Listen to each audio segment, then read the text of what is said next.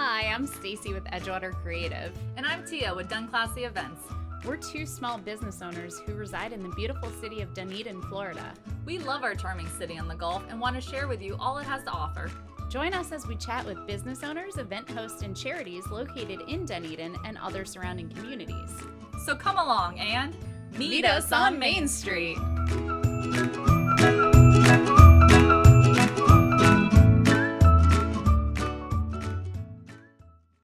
All right. So we decided that we were having such great Robert Downey Jr. talking points that we needed to just start recording our episodes. So welcome to the Robert Downey Jr. Happy Hour on Meet Us on Main Street. Hello and welcome to Meet Us on Main Street, starring Robert Downey Jr. Robert Downey Jr. We wish. But for real, Robert Downey Jr.'s number one fan, Tia, is one and number two fan, Stacy. Well, and we talk about him more today because today we are recording on his birthday. So happy birthday, Robert Downey. Happy birthday, RDJ. Obviously, you're listening. Super Obviously. uppy. He's number one fan of ours. Also, happy Easter to everyone else because it is right. Easter as well. Right. You Easter, know, Jesus, he's risen. It's also my best friend's birthday as well. So, happy birthday. Care. I always remember hers. Stacy's not jealous at all when I talk about my other friends.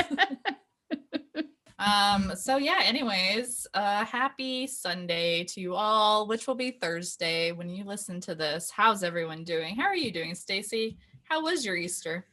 I'm doing good. I had a good Easter, which is still going on as it's only 3:00 on Easter. But no, I did my family Easter booze hunt this morning. I saw that. So looks like fun. Yeah, that is back. We weren't able to do it last year. We did it this year. So for those of you listeners out there wondering what a family booze hunt is, it's what families who don't have small children do on Easter. So instead of hiding Easter eggs for an Easter egg hunt, we hide either cans or bottles of beer or the little mini liquor bottles for what we call our Easter booze hunt. And then when we find a said booze, we naturally yell out, booze. We have a whole system down. This is, I think, year 5 of this. So after the booze hunt, if there's something that you don't want, so say you picked up a beer that you're like, this sounds gross, you can trade it with someone. So you're like, okay, I've got like a Stella up for grabs. And then someone else is like, I've got a Truly tea, and you switch. Nice. It's fun. Good. Everyone goes home a winner. I love it. Mm-hmm. Yeah. Well, speaking of Easter, try it in your family. Yeah. We also, for the podcast, had a very successful Easter egg hunt over the past week. We had, we had eggs out all over downtown Dunedin, and all we did was ask for you to tag us on posts. So we did have a few tags on there, but there are still some left. So if there are some out there, remember to tag us when you find it on Instagram. So yeah, anything else fun, new, and exciting going on with you? Well, I was interviewed for a podcast recently. Were you? How dare you? Why did you not tell me? It's actually a podcast you might know. It's called Meet Us on Main Street, and they're getting down to business episode. Oh, I have heard of that one. The one where you get not only the interview with the wonderful Tia and Stacy, but you also get 2 60-second commercials, Facebook advertisements, and a YouTube version of the episode as well. Is that it? You got it. That's it. So anyway, yes, I was featured on podcast World Sensation Meet Us on Main Street, and it was fun did you just spit in your cup like you're chewing tobacco? So it was an ice cube. I had 2 in my mouth, and I only have two left in the glass, so I didn't want to waste and chew. I also didn't want the sound of me chewing ice into the microphone, fuck with the audio. So I did not actually spit per se into my glass, but I did spit an ice cube back into my cup. So Tia, how are you doing? I went and got Botox on Saturday, which always makes me super happy. Start doing face stuff so that on our YouTube version, you can see how good. Here's the problem. When you have Botox, it doesn't matter what face stuff you do because it doesn't show. That's the beauty of Botox. There are right no now more lines. you're really working and there's nothing. I am. Very smooth. Whoa. Also, my filter's on, so I don't know how much of that actually goes into there. But yeah, I'm always super satisfied with my Botox injections. I go to FaceTime Beauty. I get to catch up with the beautiful Sabrina, and then Christiana is the one that does my Botox, which makes me happy. But you can't see the happiness because of the Botox. I'm going to Texas this week. Oh, yeah. Super excited about that. We're going to be going to Houston, Texas. Oh, boy. So exciting. We shot a dart into, we're going to Houston. The ticket price was right. And sometimes Texas the is best open. Trips are just, firing that dart into the map at random. Random AF. Gotta love it.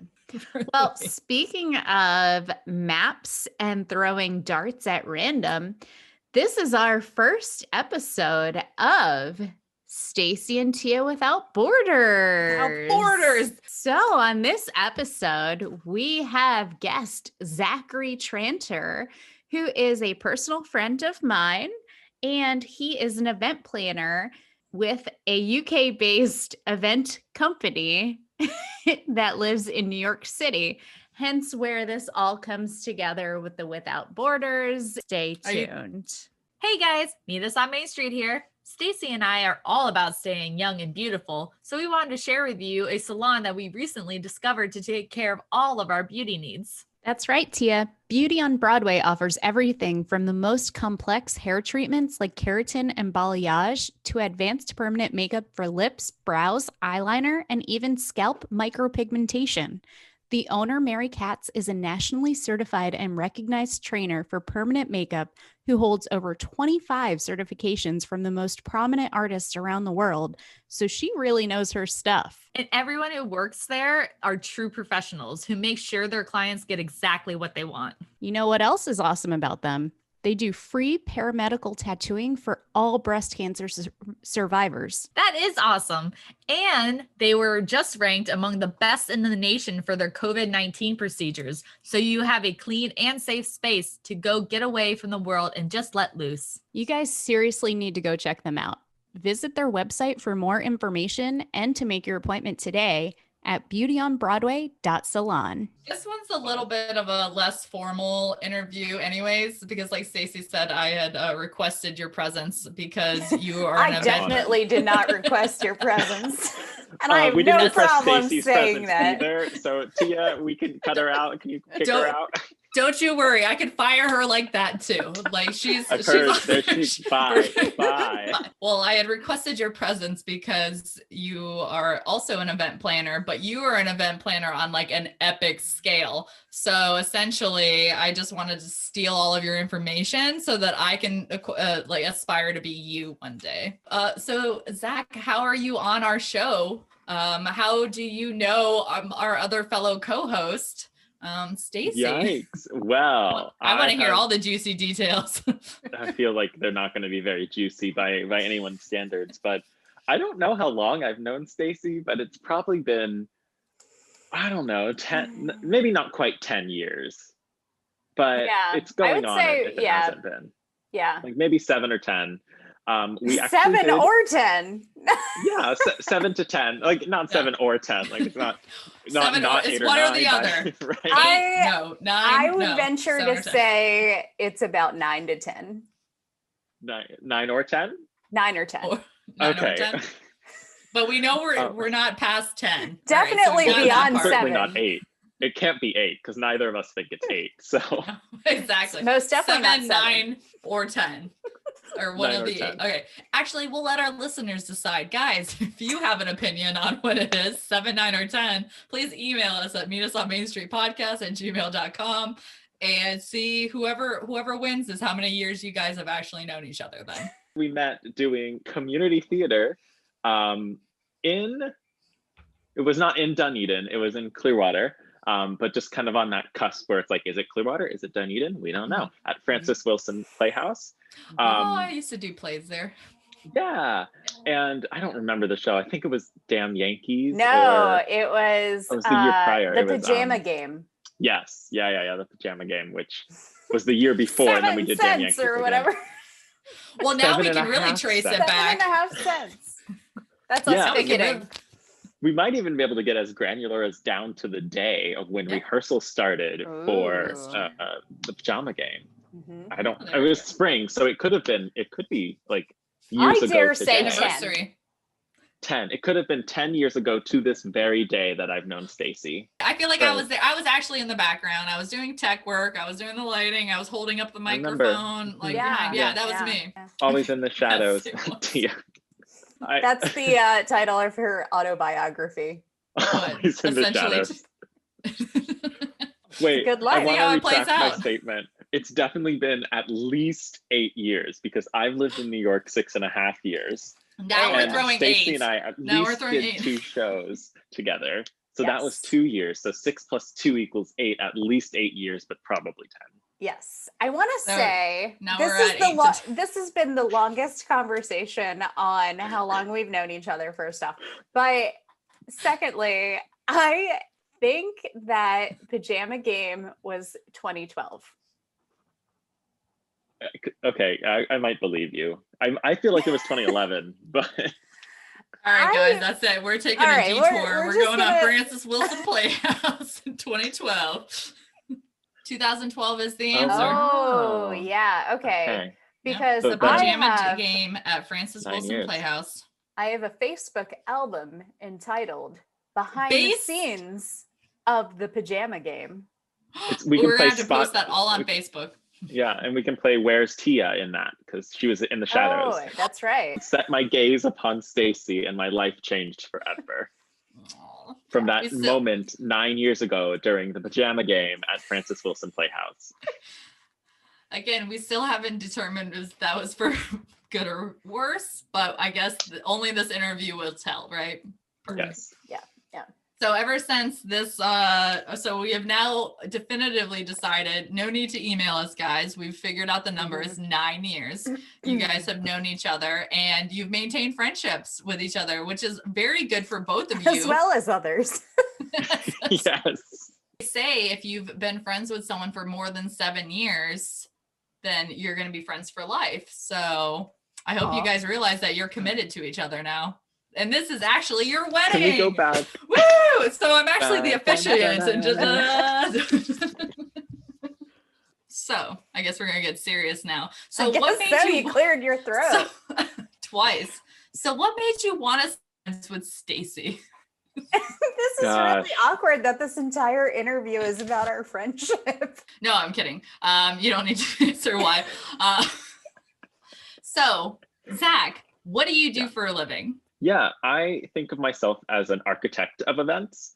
So as opposed to an event planner or an event manager, I build everything around the event and the event itself that makes it kind of hit objectives. All of my events are everything that I've been doing is corporate. So there's often a lot of financial or other objectives that happen with it. So in that regard, I think of myself more as the architect of event than just a planner or a manager. No, I work for a company called Cheerful 21st. We're a UK-based, or UK headquartered, I guess, corporate communications and brand experience agency. I am the project director of the US office, and I've been with them since summer of 2020. I ended up opening up their office here in New York. Nice.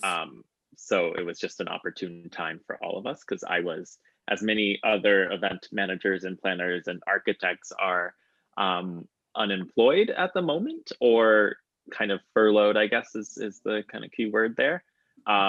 that happened to me as well at the start of the COVID-19 pandemic, but then was fortunate enough to find a new opportunity in summer.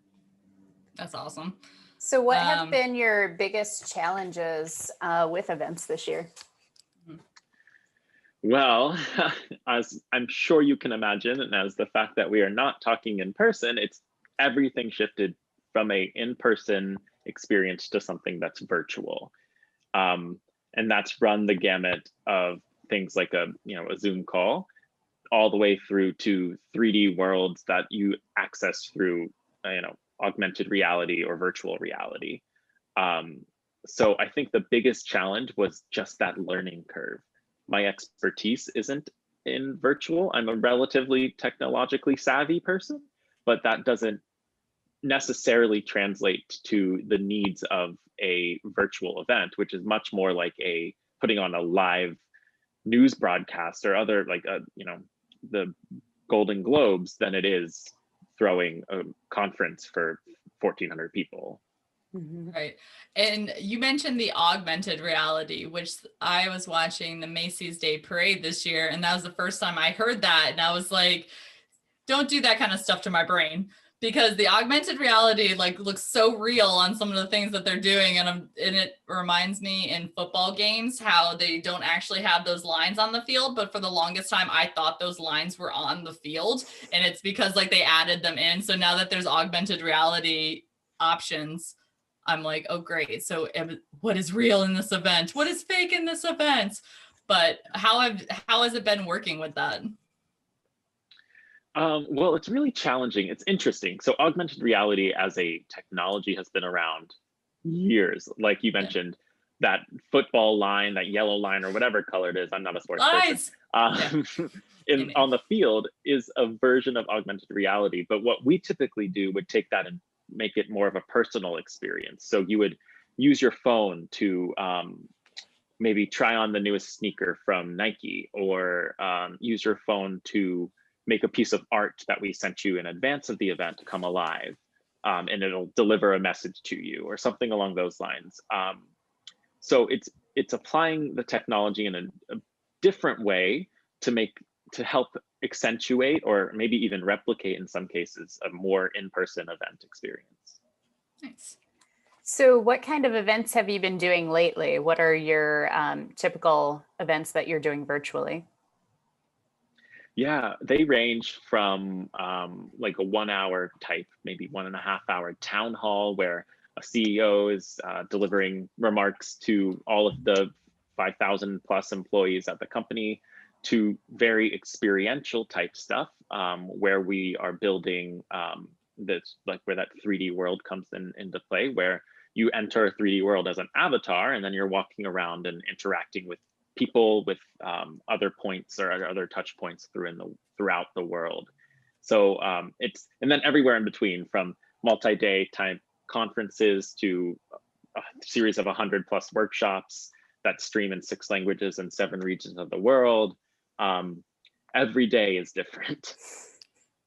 That's the great thing about events too. Every day was always different before, and now we still have, even with that, everything's always different. That's what I've always loved about the event world. Just simplify absolutely.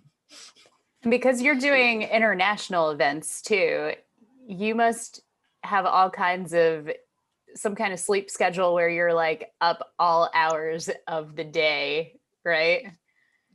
Yeah, there's a really good example of that, where we did what we called a follow the sun event. So it started at noon in Singapore. Singapore is 12 hours ahead of us, so it was midnight our time. And then there were 24 hours of an event that ended again the next day at noon in Singapore. I slept maybe 3 hours that day, that full 24 hours. Oh my gosh. Because there was, stuff happening at every single moment. It wasn't a break, because it started in Singapore, and then the people in Europe woke up, and then the people in America and Latin America woke up. So it's not every day that things like that happen, but right. certainly wasn't the case before the pandemic. What got you into the events world? Yeah. So when I was growing up, I had 2 dreams: to be a chef and to be an actor. My ideal job to this day would be to be on the Food Network and have my own show or my own cooking show or host something along those lines. I always wanted to do that when I was growing up. And I think what it really stemmed down to was a desire to entertain. So with, acting or performing, innately that's entertainment, or should be entertainment to the people that are watching. And with the culinary arts, with cooking and being a chef, that's also, to me, was a form of entertainment, because you are entertaining the people that you're cooking for, whether you know them or not, or hosting them. If they're coming to your restaurant, they're there to be entertained in a sense. So I, quickly decided before I was going to college that I didn't want to pursue acting. It just didn't seem like a feasible career for me. So then I said, okay, well, what's kind of the closest thing to acting? Well, it's event management.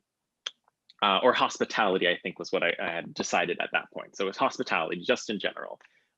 So it was like, you can go and you can entertain people at a hotel, or you can be a tour operator or something along those lines, or travel advisor.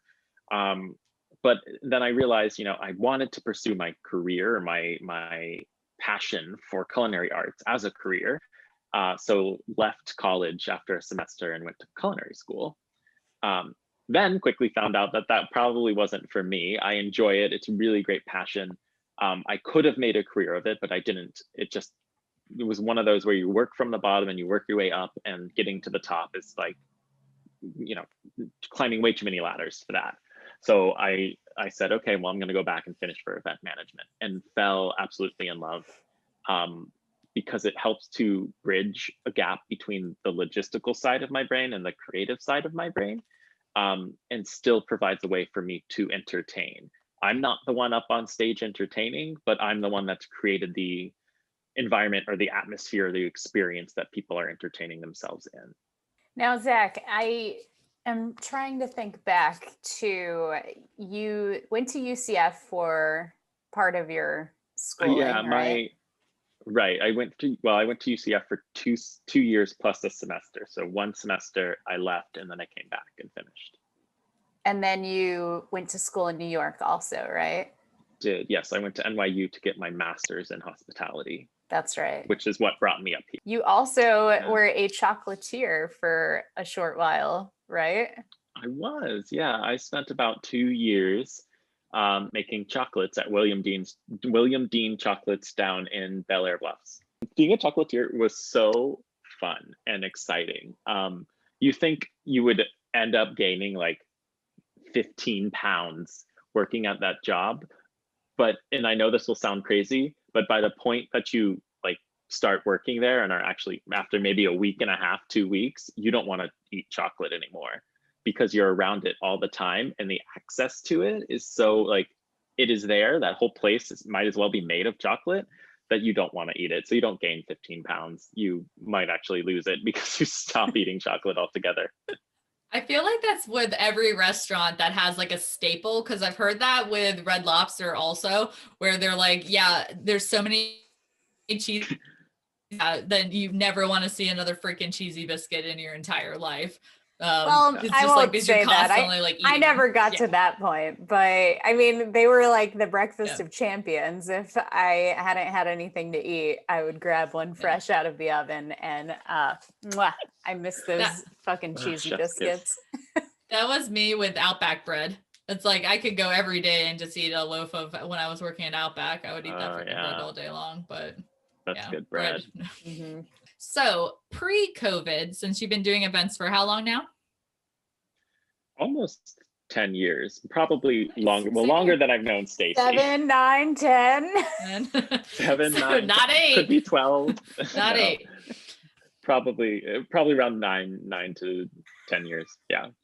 So we all know that working in events, you get the craziest stories, because you're the only sober one in a room full of drunk people most of the time. So what is one of your craziest event stories? I have a lot. One that might resonate with people who have planned events before is, I was setting up a tent in a park in Toronto after a full process of permitting with the city, which, if you've ever done that for something larger than a birthday party in a public park, is mad. It's hard to do. You have to, pay hundreds and $1,000 or so. And that was not a great experience to begin with. So, but then we get the approval for the permit probably at the last minute. I don't remember exactly, but I remember like celebrating before I took my flight out to Toronto. And then we're setting up the tent. And we set up the tent, we're setting it up, we're bringing in the furniture, the food's about to arrive. And then I hear that the group of people that are coming to this party or to this social event are on their way an hour and a half early, because whatever they were doing before ended early. And this wasn't just like, 40 people, this was 1,400 people showing up an hour and a half before they were scheduled to show up. So I began running around like a chicken with my head cut off and yelling at people to start pouring drinks, to start getting food out, to the DJ to start playing music. It was probably one of the most stressful moments of my entire life, but certainly the most stressful moment of my career so far. Yeah, I 100% agree with you that most event planners can understand that on some form of a scale of something going like off and you're just like, all right, go into like superstar mode. All right, you do this. All right, go get everything together. Everything is going to work out fine. And then you slap someone else in the face because you just keep going. One of those feelings. Yep. Yeah, that's what it's like exactly to be it. So we've gotten your craziest story. What is your favorite event that you've ever put on? Like the most extravagant, crazy party that you've ever done? Because since, like you said, you did one in Toronto, so you've done them all over the place. I have, yeah. I've done stuff internationally. So this one, it never actually happened thanks to COVID. But I want to describe it anyways, because the planning up to it and had it actually happened, I know it would have been my favorite. We were working for a very well-known tech company where you go to their website to search for things, and without saying their name, and they were presenting content, or they're presenting. Ask Jeeves. Yes, Ask Jeeves. This was back in the 90s. No, they were presenting content on artificial intelligence and machine learning. Sounds super boring, sounds super high level, like I would have no idea exactly what that means, except for the fact that very early on in the process of planning the event for them, they exposed us to all the things that are already happening that are machine learning, ML, or artificial intelligence, AI, that throughout our lives. So what the idea was around the event was creating an activation or several activations within a warehouse in London that demonstrate that this stuff's already happening. And then they were inviting a bunch of like CEOs and top level executives to adopt their technology for machine learning and artificial intelligence. So we were creating a house with like assistants, like an Alexa or a Google Siri or Ask Google type thing. So a house like that is artificial intelligence. Or an Ask Jeeves, or an Ask Jeeves little pod, yeah. No. Hey Jeeves. And then it also encompasses like technology that Uber uses, which is machine learning to learn the fastest routes and the most popular routes to places that drivers take, or that what cuts down on time or cuts down on cost for them. And then also things like self-driving cars, like Teslas and whatnot, use artificial intelligence and machine learning. But then we also said, okay, let's take it to the classroom and things that are in the classroom and the healthcare setting. So essentially we're creating these different worlds or these different environments where we're demonstrating the product or the technology. Never happened because of COVID, but I know it would have been that little thing. That sounds awesome. Well, well, hopefully you'll still be able to put something on similar to the Ask Jeeves event further down the line when maybe for Ask Jeeves. Maybe they'll get the idea now. Yeah, exactly. Maybe they'll come back. Yeah. They'll start up again. So Zach, with doing so many events, how has that translated into planning your wedding? Yeah. Dun, dun, dun, dun. Are you? It's a blessing and a curse. Yeah, I was gonna say, have you been very like? Because I know you're getting married across the country, so it's not like you've been right there hands-on, but have you kind of left it up to them a little bit at the venue, or are you like emailing them on the daily? Well, I think what's good about it and the blessing in this is that I actually know what I'm doing, unlike brides who will Google things and be like, I know what I'm doing. Hire a professional or be a professional yourself. Don't assume that you know what you're doing. So I think that's I the read it on blessing the in knots, so right, exactly. I read a blog. Yeah, I could be a DIY. Like the nod and, right. They all have their place. That's wonderful. And I think DIY weddings are great, but don't then assume that you're the professional in there. Hire someone or be someone who does that for a living anyway. Or at least get a day of. That's what I always say with like, because you want something like you're not going to want to run around, set everything up. Like you're not going to want to take everything down. Right. Like that's the thing that people don't think of unless you get friends with, if you're a DIY, is that who's taking it all down after your party? You are, because you DIY'd. Exactly it's all the things you wouldn't think about that someone who does this all the time instead of hopefully just once in their life think about and know to do, like taking the stuff away. Yes, we all think about setting it up, but not everyone thinks about taking it away. So it's a blessing and a curse, I guess. And the blessing being that many of the vendors and the people that I'm working with in the venue, we speak the same language. Like they don't have to translate what I'm saying. Like I can just say it to them directly and they know how to do that, or they know what I'm asking for. And then it's a curse because it's making it's making the planning process be a little bit too much, I guess. Maybe I'm putting too much time into it, too much effort into it, when essentially planning a wedding is supposed to be super, it should be very stress-free as you're building towards this very momentous day in your life.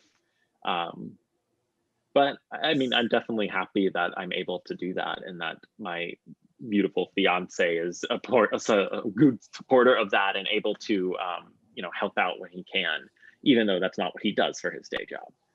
And I was going to say, that. Yeah. Well, I expect it to be the most over-the-top wedding I've ever been to. The most beautiful, no pressure. No pressure, just some swans. Hold me to that. Zach, do you have any fun stories that you'd like to tell? Fun stories that I'd like to tell. There's a few stories around my company that are kind of fun. They didn't happen to me, but we had Kylie Minogue playing at one of our events. And so and it was in like the hills of France or something. It was a couple of years ago.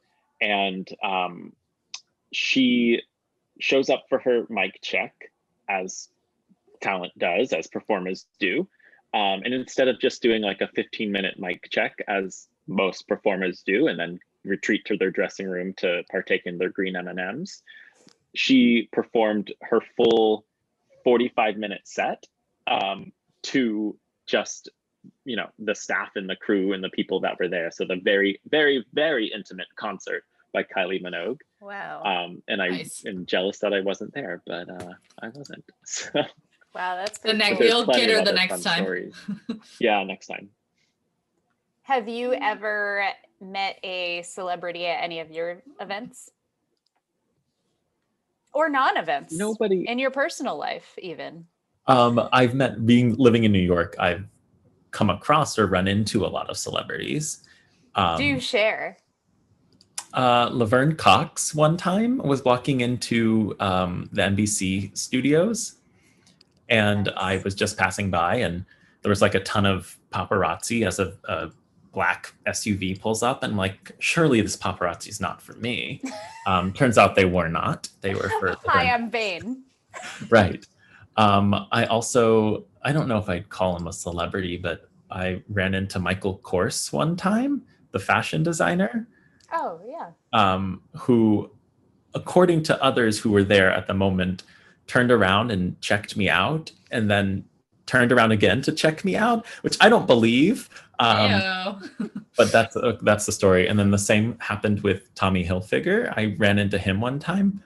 And also he checked you out also? No, he certainly did not. Every one of these celebrities are just checking his ass out. I mean, I feel like I've met other celebrities at my events, but probably no A-list for sure, but maybe some that are on like the E or F list.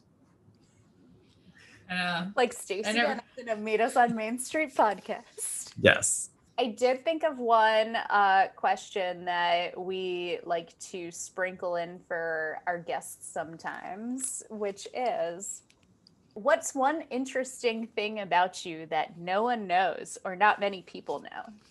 Do you like that she did almost like a tap dance when she asked you that question too? Like, I love it. So I usually pull out that I used to be a chocolatier, but we've already discussed that. And so now all of your listeners know, and it's old news. So then I guess my next thing is, there's two. One is that I still have a baby tooth and it's never going to leave my mouth. That's just creepy and gross. Yeah, right? It's odd, but not many people know. And now, all of your listeners do. And all 3,000 listeners. There we go. 3,000 more people than knew yesterday. And then the other one is that I am extremely lucky with radio contests and like sweepstakes that you sign up for. And so lucky that one time I won a trip to Food Network in New York. This was the dream 20 years ago. Yeah. I know. Wow. Yeah. I just need to go back to this baby tooth thing. You want to see it? You won't show us your ass, but you'll show us your creepy baby tooth. So why? Why and how? There's just no tooth under it. So your baby tooth stay in there until an adult tooth kind of peeks out and pokes it away. But there's no adult tooth under it. I don't know why. Apparently it's not abnormal for people to not have, to have one or two teeth missing. Either someone's going to pull it out or maybe eventually it might fall out, but it's not coming out on its own. Mystery. Fun fact. Well, now you got your interesting fact. You didn't even know that after 8.5 to 12 years of friendship over here. 7, 9, 10 years of friendship. I had no idea. Learning new things every day. All right. Well, thank you, Zach, for being on the show. Yeah, of course. Oh my God, that sounded like the shyest 5-year-old hiding behind your mom's leg. How does one thank a friend of 7, 9, 10 years for being on their podcast? I don't know. In no other way than what you've just done. Yeah. Well, this was fun. Thank you, Zach. Yeah, I don't know why I went to that weird. The weird, creepy baby voice. Like, what the fuck? It's because of the baby tooth. I don't know. I'm stuck on it. Just like the baby tooth. Just like the baby tooth. You're stuck in my mouth forever. Thank you so much to Zachary for being on the show. It was so much fun to have him on our show and to learn some fun facts. And I'm not talking about events. I'm talking more like you have a baby tooth. So anyway, great fun. Thanks for being our first Without Borders guest. Exactly. All right, guys. Well, we've got some events lined up from you from the time of April 8th to April 22nd. So this one's a blanket one, but if you haven't heard, the Toronto Blue Jays are playing their home games at TD Ballpark. So we have them there until through May. So go online and find your tickets and you get to see a Major League Baseball team play during season at TD Ballpark. So check it out. And for our regularly scheduled events on 4/9 at 5 p.m., we have the Victoria Drive Sunset Stroll with the Dunnian History Museum. So at 5 p.m., you will meet at the Dunnian History Museum, stroll down Victoria Drive, and learn all of the fun history about that road. And then on 4/10, There's going to be a whiskey tour of Scotland at the Scottish American Society starting at 7 p.m. T and I did this back in February, and it was great fun. It's amazing. There's lots of drinking, really, but fun as well. So be sure to check that out on April 10th. And then a little bit farther away from home, but not too far, we've got WrestleMania 37 going on in Tampa. That's going to be over at Raymond James. You will actually be able to find our podcast guests and friends of the podcast and fellow podcasters. How many times can I say podcast in 5 minutes? Demon Road Diaries will be at WrestleMania doing some smaller shows, so you can go ahead and check them out if you've got tickets. I'm sure there's still some tickets available, so check out WrestleMania. That was us trying to Hulk out. We apologize.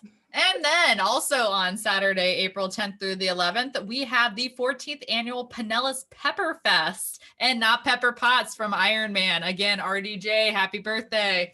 But peppers, as in super hot ones that people love to eat. So starting at 4 p.m. on April 10th, you can go and shove your face filled with peppers. Enjoy. Happening on April 16th, we've got our next virtual movie night with Stacy's favorite film. I was just going to say Stacy lost out on this one. The movie's going to be Pineapple Express, in honor of Tia's favorite holiday, 420. And then on 4/17, there's going to be a Pinellas Trail cleanup in Palm Harbor with the Bay Area Young Professionals starting at 11 a.m. For those of you who are coming out to do some good and clean up the Pinellas Trail, there will be some cheap or possibly free beers afterward at local breweries. So check that out on the Bay Area Young Professionals page for more information. All right, guys, those were our picks of events for the upcoming weeks. Thank you again for listening. As always, please rate, review, subscribe, like us everywhere that we are at. You know the social media networks. And until next time, ta-ta. Goodbye.